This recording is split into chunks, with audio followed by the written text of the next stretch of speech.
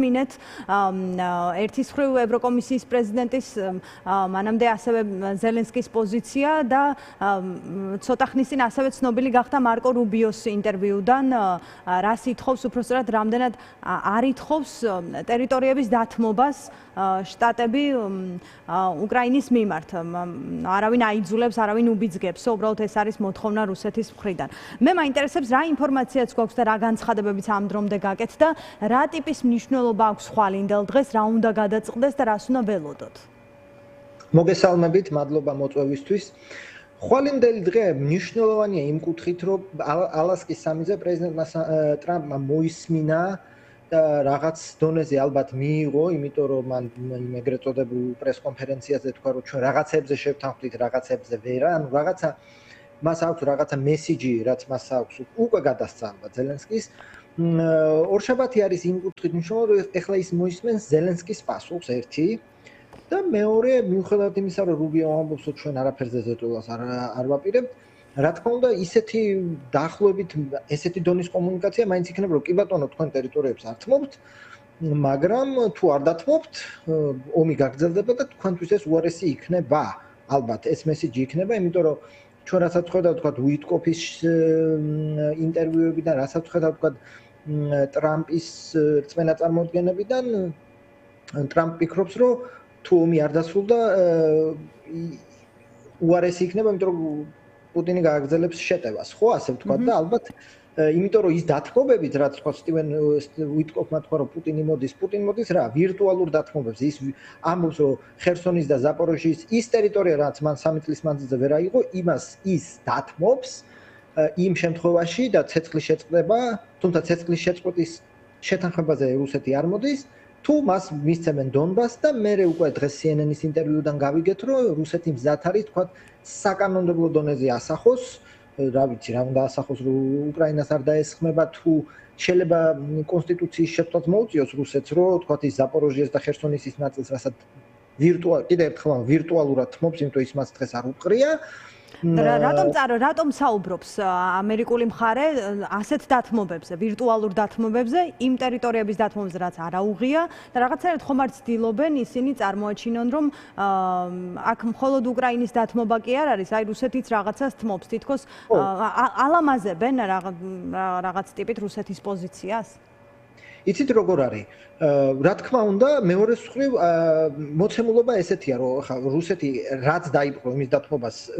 არ აპირებს და პუტინმა ეს არაერთხელ განაცხადა და უბრალოდ ცოტა თქვათ მადას დაუწია იმ კუთხით რომ იყო მოთხოვნა რომ უკრაინამ 4 რეგიონიდან უნდა მოახდინოს ევაკუაცია და ეხლა არის მოთხოვნა რომ 2 სანაცვლოდ მე ომს ვაჩერებ და ეს იყო ალბათ ეს სამიტიც ამიტომ გაიმართა რომ აი ტრამპს გადასცა პირდაპირ რომ არ გვინდა ცეცხლის შეწყვეტა რთულია ხშირად ირღვევა მე თუ ამას მომცემთ მე ვარ მზად სამშვიდობო ურთულესი კიდევ ერთხელ ვთქვათ რა სამშვიდობო ხელშეკრულება არის ურთულესი კორეას ორ კორეას შორის ცეცხლის შეწყვეტა მოქმედებს 1953 წლიდან მაგრამ ფორმალური სამშვიდობო ზავი ჩვენ დღემდე არ აგვაქვს შესაბამისად ურთულესია და ანუ ტრამპი რო ამბობს რომ ჩვენ ცეცხლის შეწყვეტას ვახტებით და პირდაპირ სამშვიდობო ხელშეკრულებაზე მივდივართ ეს ურთულესი ეს ერთი მეორე პუტინს ეს წამოწდა იმ მედიისთან განცხადებაზე რომ ჩვენ მზად ვართ განვიხილოთ უკრაინის უსაფრთხოების გარანტიები და რეალურად ალბათ თუ რამე გაცვლა არის ეს რომ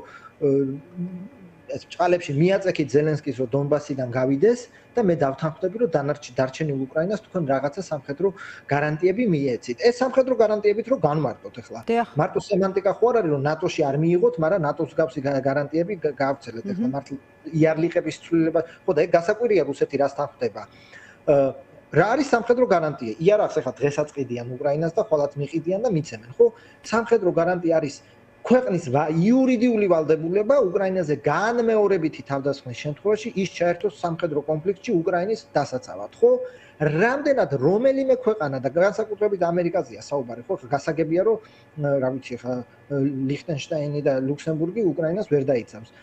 არის თუ არა ამერიკის მზაობა, რომ ასეთი ვალდებულება მან საკუთარ თავზე აიღოს თუ ამერიკა აიღებს ევროპელებიც ესეც უნდა გვესწროს ამერიკელების ზურგის გარეშე მე ვერ წარმომიდგენია ახლა რომ გერმანია საფრანგეთი და ფინეთი ახლა რომ წაიღონ ვალდებულება ვირტუალ სახელმწიფო კი ბატონო აი რას ხედავთ ბოდიში გაწყვეტინებთ რას ხედავთ ამერიკის პოზიციონირებაში აი თქვით კიდეც რომ სამშვიდობო შეთანხმება არის აი უკიდურესად ამბიციური ალბათ დღეს მიზანი რაც დაუსახა თუნდაც საკუთარ თავს დონალდ ტრამპმა ხომ ეს მისი პრესტიჟის საქმეც არის ეს ომი დასრულდეს და როცა ამდენად ხმამაღალ ასე ვთქვათ ამბიციას ახმოვანებს ეს პირიქით ხომ არ მიანიშნებს რომ შეიძლება ამ საქმიდან არაფერი აღარ გამოვიდეს თვითონ ასე ვთქვათ რაღაცა პასუხისმგებლობა ზელენსკის აკიდოს რომ ის არ დათანხმდა უბრალოდ თორემ ჩვენ ასე გვსურდა თუ აი რა ჩანს ამერიკის პოზიციებში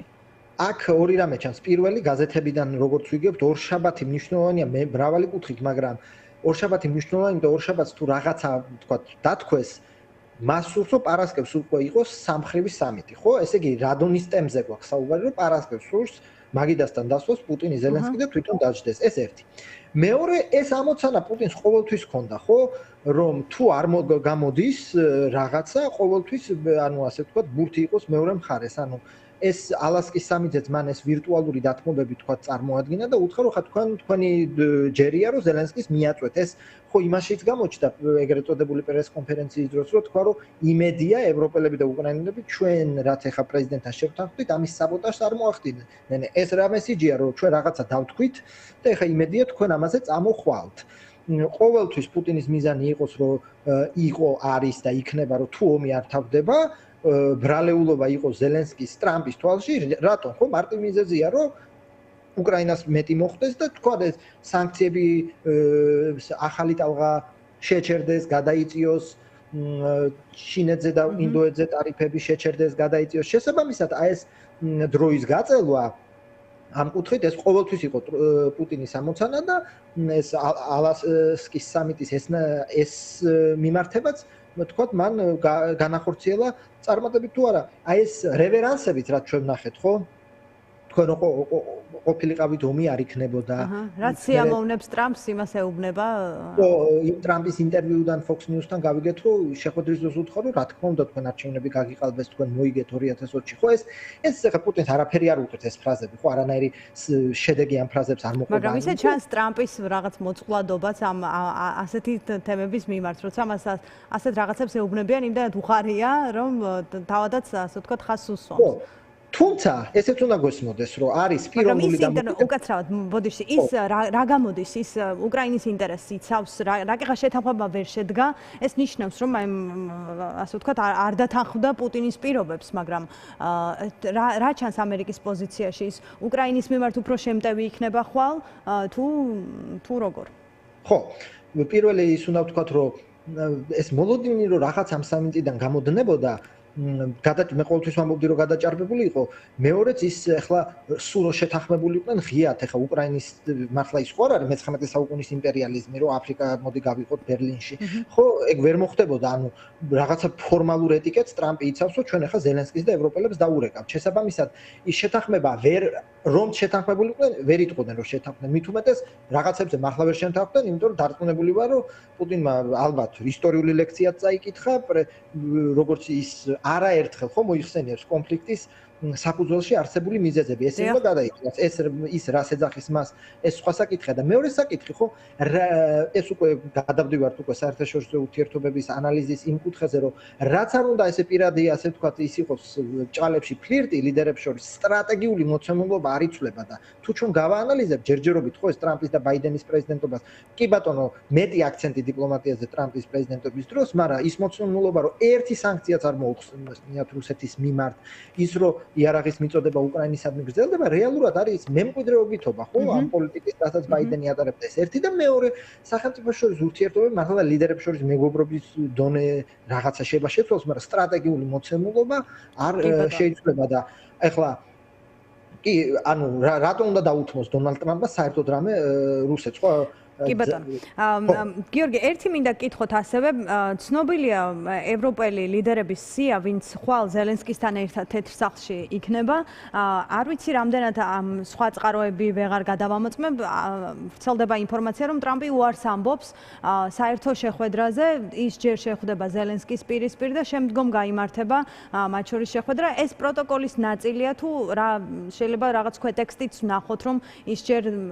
ცალკე უნდა დაელაპარაკოს უკრაინის პრეზიდენტს. რა თქმა უნდა, ორივე კი ბატონო, განგვიმარტეთ. პროტოკოლის ნაწილიც არის და ისიც, რომ რა თქმა უნდა, ჯერ მას სურს, რომ ზელენსკის დაელაპარაკოს და ესეც უნდა იყოს და ესეც მე ესეც წარმომედგინა ახლა საერთო შეხვედრა დასაწყისში არ და ვერ იქნება. ხო, მას სურს რაღაცა საკითხები გაიაროს და გაარღვიოს ზელენსკისთან და მე უკვე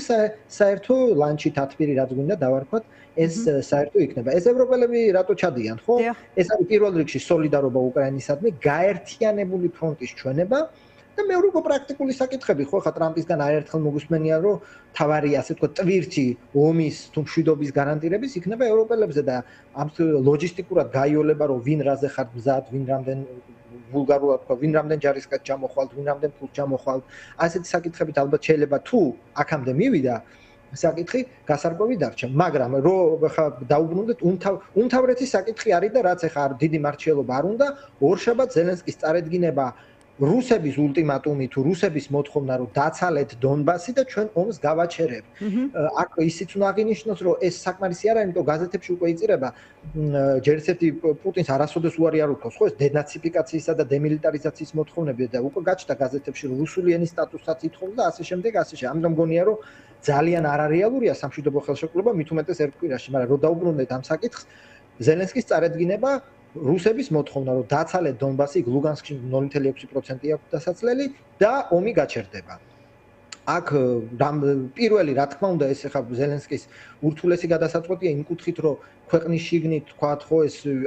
საზოგადოებრივი აზრი ერთი მეორე არაერთხელ გვითქვამს და არაერთხელ უთქვამთ ხო დონეცკი არის ყველაზე გამაგრებული და ფორტიფიცირებული რეგიონი ხო და რუსებს 3 წელი ჭირდებათ რომ 20 და 30 მეტრი წაიწვიონ და უდიდესი სისხლის ფასი ხო ანუ საკუთარი საფორტიფიკაციო ზღუდების პრაქტიკულად მოშლას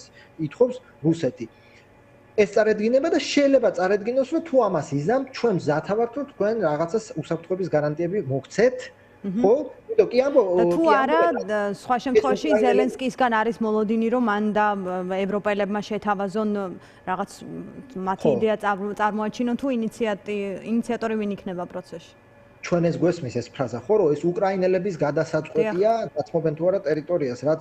იოლია როგორც ბაიდენის დროს ხო გვესმოდა რომ არაფერი უკრაინელებზე უკრაინელების გარეშე რომ აი მე შენ არ დაგელაპარაკები აი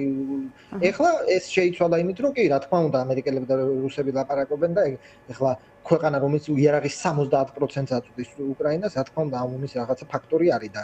ეხლა არის რომ უკრაინელების გადასაწყვეტია დათმობენ თუ არა ტერიტორიას ეს ცოტა ხელების დაბანის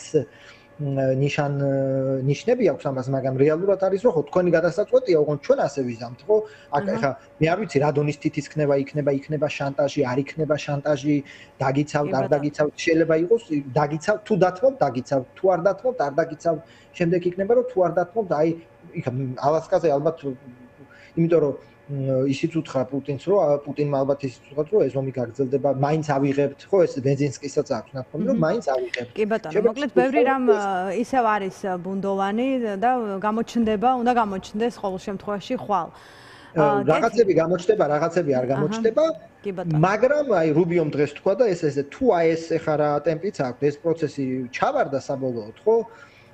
ეს არის ერთ-ერთი ბოლო შანსი ან ცეცხლის შეწყვეტის სამშვიდობის ამ ეტაპზე, იმიტომ რომ თუ ეს ჩაიშალა, ომი გაგრძელდება და უკვე შემდეგი მოლაპარაკები დადგება, როდესაც უკვე რეკონფიგურირება მოხდება ფრონტის ხაზის, ან ერთი მხარე ჯერჯერობით რა ხდება, რუსეთიც ფიქრობს, რომ ის ძლიერია და შეუძლია ომით მეტი მიაღწიოს ვიდრე მშვიდობით და ამიტომ ითხოვს და უკრაინასაც მიაჩნია, რომ მას შეუძლია მეტი წინააღმდეგობა გაუწიოს რუსეთს და საბრძოლო მოქმედებების სხვა გაგრძელებით ის უკეთეს შედეგს დადგება ან თქვათ რუსეთი ნაკლებს წაიღებს ვიდრე ასე თქვათ მოთხოვნა რომ ეხლა დათმეთ მთელი დონბასის რეგიონი შესაბამისად თუ ეხლა ეს სამშვიდობო მცდელობები ჩაიშალა ჩვენ რა თქმა უნდა სამხედრო მოქმედებები გაგრძელდება სანამ რომელიმე მხარე არ დამკვიდრდება რომ აი ეხლა დადგა ეტაპი რომ კიდევ ერთხელ ცადოთ მშვიდობა კეთილი დიდი მადლობა გიორგი ხატიაშვილს პოლიტიკის მეცნიერებათა დოქტორი იყო ჩვენთან ხაზზე. ჩვენ ვეცადეთ ცოტა უფრო მეტი გვცოდნო და გაგვერკვია და